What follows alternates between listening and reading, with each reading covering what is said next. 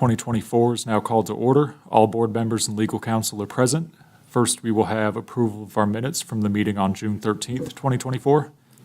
If there are no corrections, I make a motion to approve minutes for June 13th, 2024 as presented. Second. Motion has been properly made and seconded. All those in favor, please say aye. Aye. Opposed? Motion carried. Next are claims for payment dated June 21st, 2024 in the amount of $51,137.62.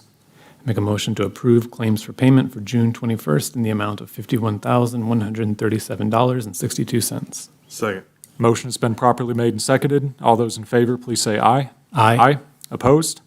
Motion carried. Next are claims for payment dated June 28th, 2024 in the amount of $111,796.02. Make a motion to approve claims for payment for June 28th in the amount of $111,796.02. Second. Motion has been properly made and seconded. All those in favor, please say aye. Opposed? Motion carried. Next are payroll claims for payment dated June 28th, 2024.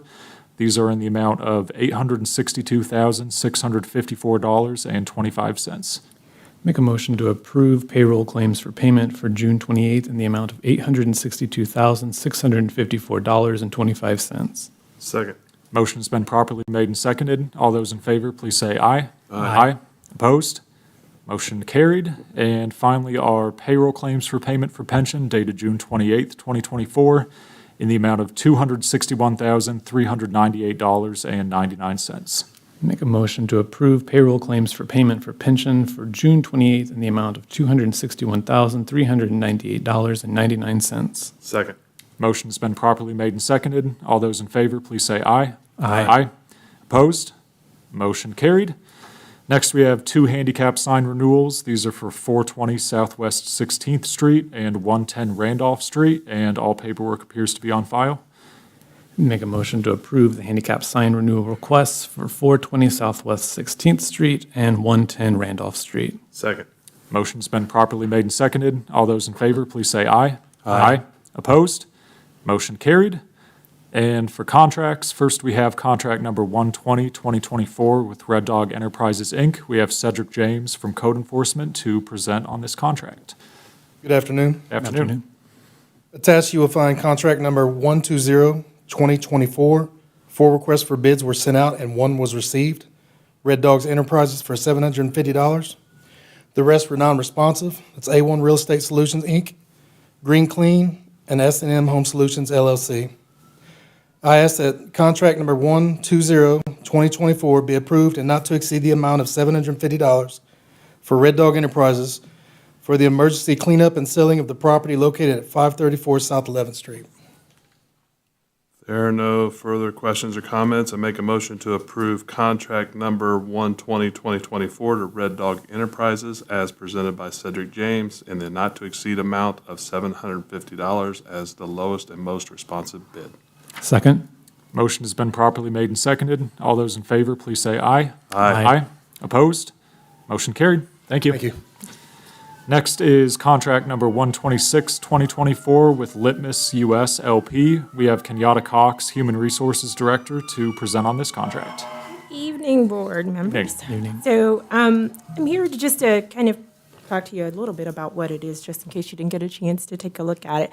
But it's learning management system is what we need to improve our training programs for the employees of the city. It's an important initiative that I've taken up with regard to just really bringing our standards up in terms of where our training is, and so that's in line with like regulations and best practices. So our compliance requirements, they're like increasingly getting more and more complex, and the existing methods that we have right now in terms of managing and tracking the training, they're inefficient for us, and so this is going to help us be able to better track our training, distribute it better to the employees to ensure that everyone is getting the training, and just management of it overall. This is more of a subscription, and the model is set up like that.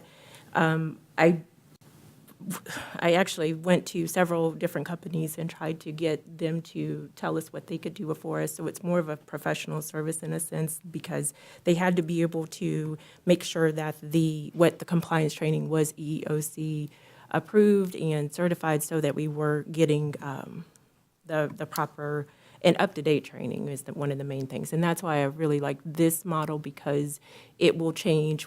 It's a 2-year agreement, and they will continually update the training. So we won't get like stale information that, for the life of the agreement. One of the things I did notice is that it said that it was for a contract amount not to exceed the 10,744, but it actually, with it being a 2-year agreement, that first amount, the 10, it includes a $750 total fee. The actual annual cost is $9,000. And so with that is that first amount. And then you see the second year on the sales quotation form that would be coming out of. So that's the kind of the purpose or why we need this right now, and what I'm hopeful that it's going to be able to allow us to do to move forward. So. I have a couple of questions, Ms. Cox, if you don't mind. No, not at all. Seeing that this is a 2-year agreement, maybe this is a question for Kim, will they have to come back next year for approval as well? So sometimes when it's that case, if there's not an evergreen or repeating item in the contract, sometimes we'll come back with addendums. It just sort of depends on how that was set up. I believe I remember it saying that there could be repetitions, but obviously if costs increase, we normally would come back sometimes with just a simple addendum for the board. There will be saying no it's- cost increase. That's one of the great things about getting it with the 2-year agreement. If we just agreed to the 1 year, because I was able to kind of negotiate that down. So if we just agreed to the 1 year, then we would possibly see whatever increase that they would have for the following year. But we won't see it. It'll be that 9 for the second year. Yeah, but technically, we're approving almost 20,000. We're not approving 10,744. That's my question. So if it comes back the next year, I understand, then that answers that question. So this approval is for this contract, which is for both years, so. It is. It is for both years. Now, I will tell you that the funding isn't coming out of like it's coming from our ARPA funds. And so it's money that if we don't use at the end of this year, we lose it anyway. And they had set aside a certain amount of money for training, and I'm using it. That's- So I just want to be clear. Okay. So this amount covers 2 years. It does. Okay, because when you said earlier, there's also a $750 amount for this year, so that kind of. I was trying to explain Yeah, I understand how it that, got to yeah. the 10. It was the 9 plus the 750 implementation, because they're going to train us on all of it, and that's going to cost us 750 That's to why be I trained thought on it. we were coming back for another year at this. Okay, I'm clear now. Okay, I thought it was more of an evergreen question. Yeah, that's So- fine. And one last question, in the training, does this also have a module for succession planning? It has several, it is a really comprehensive Robust, training. It is very robust. It has a ton of things with it, not only compliance, it has soft skills training for employees. It has even some management, leadership type training. So it has several things in it. Right now, I'm more focused on the compliance component of it, but as far as being able to, I'm sure we could get additional training if it's not, that part's Yeah. not in there. Well, I was leading to that question to make sure it's all-inclusive and that we don't have to buy future modules. Oh, no. This is, the package that we have, the subscription that we have is going to be for what we need it for at this time. If you need to expand on it, you'll have to come back then. Okay, that clears it up. All right. No further questions or comments? I make a motion to approve contract number 126, 2024 to Litmos US LP in the not-to-exceed amount of $10,744 as presented by Kenyatta Cox as the most responsive and lowest bid. Second? Motion has been properly made and seconded. All those in favor, please say aye. Aye. Opposed? Motion carried. Thank you. Thank you. And I understand there needs to be a second motion for me as president to sign that agreement on behalf of the board. I'll make a motion to approve President Matt Evans signing on behalf of the board. Second? All right, motion has been properly made and seconded. All those in favor, please say aye. Aye. Opposed? Motion carried. And next, we have addendum number 1 to contract number 29, 2024 with Flowright Mechanical. We have Thomas Hill, GIS Coordinator for the city, to present on this addendum. Alrighty, thank you, Matt. So if you haven't heard of the Beat the Heat program, we ran a window air conditioning unit distribution for low-income folks in town, and we ended up installing 43 units. So through this process, the budget was reorganized a little bit. We had $20,000 to spend from a grant, and originally we had worked with figures being $10,000 for purchasing the units, $5,000 for installation, and $5,000 for a utility reimbursement for the participants. But it worked out that we ended up installing 43 units. We got a little bit of a price break on those at $190 a unit. So that came down right above $8,000. And the installation quote that we received was for $150 per unit. So we are asking to adjust the original installation amount from $5,000 up to $6,450 to account for those additional units or the additional cost on top of that. Does anyone have any questions? There are no further questions or comments. I make a motion to approve addendum number 1 to contract number 29, 2024 to Flowright Mechanical in the not-to-exceed amount of $6,450. Second. Motion has been properly made and seconded. All those in favor, please say aye. Aye. Opposed?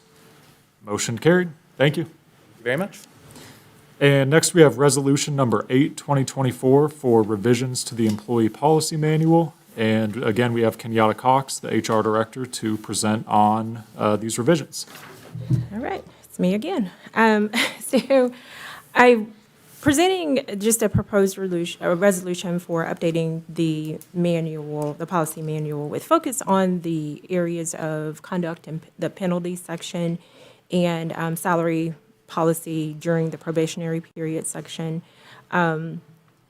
Currently, you may be aware that the salary minimum thresholds will change starting July 1 by federal regulation. And our current overtime policy, I feel, is adequate in terms of addressing those sort of issues dealing with overtime. However, our conduct and penalties section, it requires that revision for kind of a more seamless alignment with that overtime policy. So that's one of the changes that I'm presenting with regard to the conduct and penalties section because of that salary threshold change. In terms of adjusting, the other change is also it's an adjustment of the salary and hourly rate during the probationary period. It is something that it's more of a retroactive change because it occurred early January 1 before I was in my position, but it was found to be inefficient and just kind of difficult to manage for our finance department. And so they're asking, and I'm asking that revision, that it be struck from the manual because it's no longer being implemented. So those are the two changes. If you have any questions, I can answer them. I did supply for you, if you needed, the table of contents and the overtime manual. If you like those, I can pass those to you now. The actual overtime policy, so that you can see what it is, since I just told you it was adequate, so that you can judge that for yourself. I think the only question I would have is, can you kind of define for those watching a major offense regarding the overtime policy? Well, the problem is that what I was trying to do with regard to this, the overtime policy as written, it talks about the ability for there to be, so in an instance where someone did not seek overtime, the policy says that you have to seek overtime approval from your supervisor. If they did not seek that overtime for their supervisor, the only thing that the way the policy is currently written, it says that they, it doesn't really even speak to what happens if that occurs. And so the change to the conduct and penalty section covers the failure to obtain that overtime approval and what sort of offense it is. It categorizes as a second major offense. And what that does for the intolerable group offenses, with it being a secondary offense, the first, if you will, like step or progressive discipline step is a written warning. And then it goes on beyond that. I think it's like the next step is a suspension, and then so that's where it gives the, a little enforcement to the policy, because it as written, it doesn't have that right now.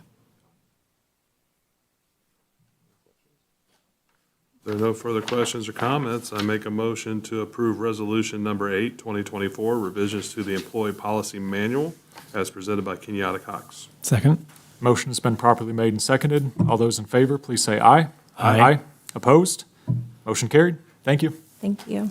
And before we adjourn, this is just a reminder that there will be no Board of Works meeting next week, because July 4th is on Thursday, and we are now adjourned.